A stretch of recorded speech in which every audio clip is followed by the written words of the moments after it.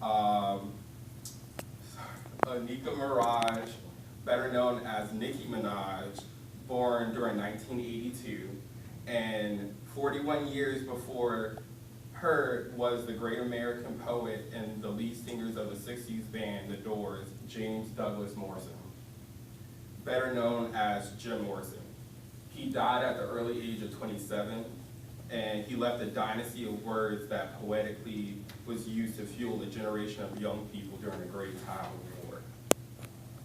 Jim Morrison wasn't afraid to be himself and stood up for what he believed in, and he created a music and an art revolution.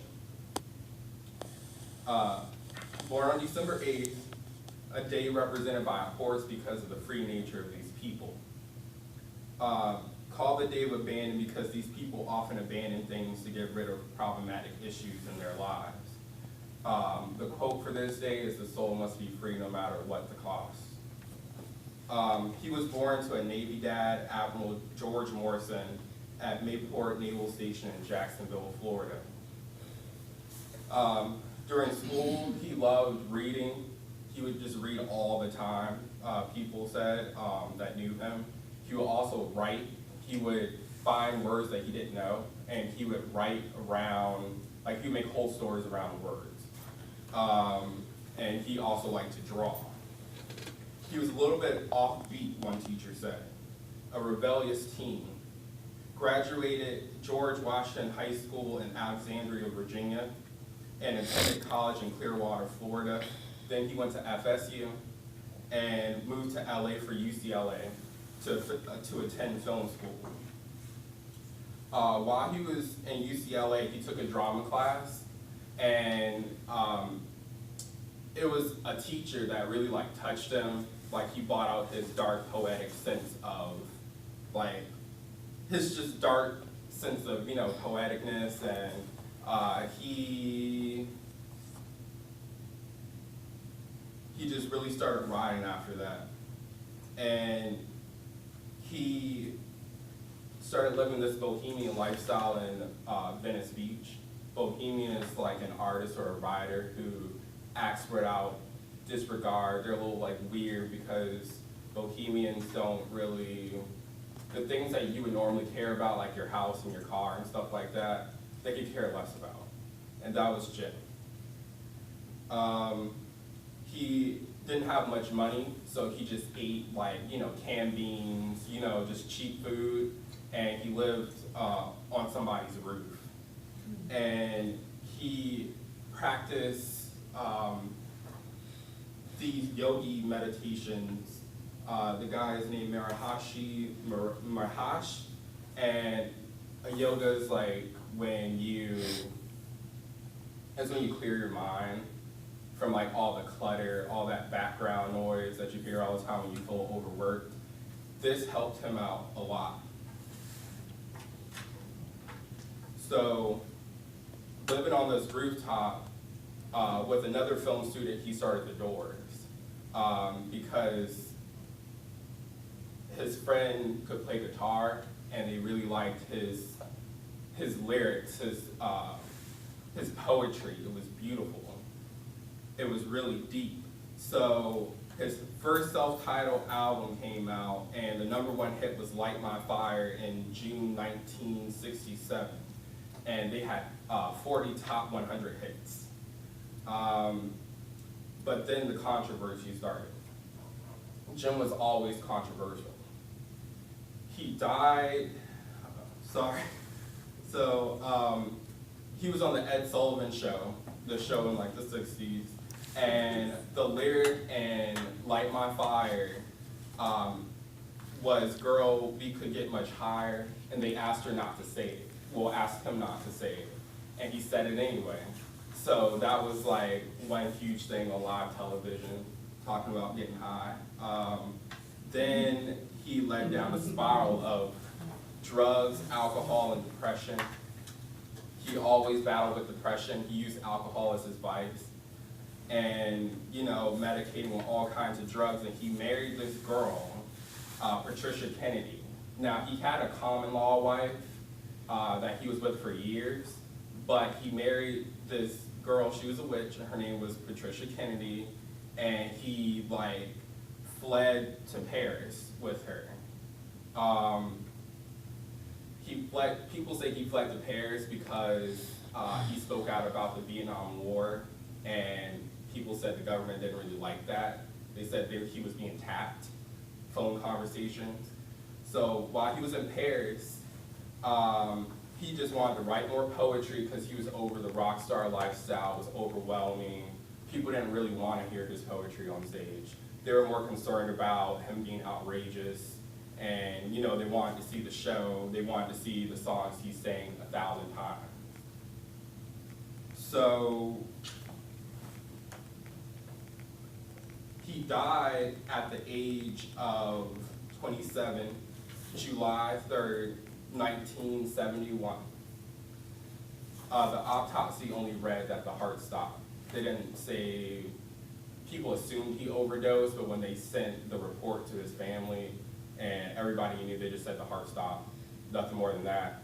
They knew that he was just brought back to his room. He didn't die there. People think it was maybe heroin. Nobody really knows. They just said the heart stops. So it's a lot of speculation and still some controversy about that. In my life, my paternal side, they're all alcoholics. So it's like passed down in a way. It's inherited, people say. They're just sad people. We're Native and Black on that side, and the natives, like Cherokee people, they're sad people. A lot of Native Americans drink. I was born in Jacksonville, Florida. The same base that his dad was working at, that's where my dad was working at, Mayport Landing Naval Base. I moved to Norfolk with my mother after they had split up about a year later. And I just went through a lot in my childhood. I had a really traumatic childhood. I dealt with a lot of abuse. I went into a deep depression. So when I got in high school, about middle school, high school, I started the party lifestyle, much like Jim did. I drank a lot, I smoked a lot, I did a lot of everything. I had no friends at the end because those friends, they weren't my friends at all. They wanted me because I always had party favors. After high school, I kind of cleaned up and I started to attend the Art Institute of Virginia Beach. And I was in Photoshop class and I did a project on meditation. And it started me practicing meditation and self-awareness and being more conscious. And I took this English class with this English teacher. She was from New York, and we were addressing like political issues, and I became more culturally aware taking that class. And it just made me more of like an activist on just everything, civil rights in general, no matter what it is. I left the Art Institute, and after that, I started TCC, and I've been lifeguarding and I've been swimming for just to kind of keep myself grounded. That's what I kind of cut all the drinking and stuff out with. I also like surf with like my other lifeguard friends. And I just do yoga now too. That's really good. They use that as a technique for people who are like alcoholics and addicts. After TCC, I plan on going to film school, just like Jim did. It was one of the parallels we had. And I feel like getting back into my musical roots because I used to be in a band when I was in high school. Me and Jim, like, we have like some parallels. Yeah, we're both from Florida. Yeah, our dad was like, stationed at Mayport Naval Base. And He even went to Clearwater Community College. I was supposed to go there. I was actually supposed to be gone, but I decided to stay here. But the thing about Jim is he didn't make it. He got to 27, he got sad, he got depressed. He didn't care about himself enough. He kind of lost himself in all the fame and all the drugs and all the alcohol, and it's so easy to lose yourself. So I know my vices, I know how to stay on top of things, so I don't end up in Jim's shoes.